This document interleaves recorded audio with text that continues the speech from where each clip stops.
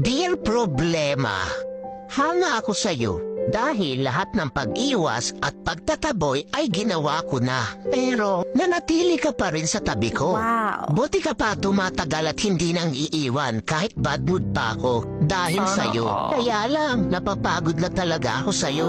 Pwede bang tantanan mo na ako? I-give up mo na ako, please. Mag-break na tayo, Problema. Hindi na kita kayang tagalan. Kaya, iba na lang mahalin mo. Mababaliw na ako kaiisip sa'yo. Pwede, ikaw na lang mag-isip sa akin. Ikaw naman mamroblema sa akin.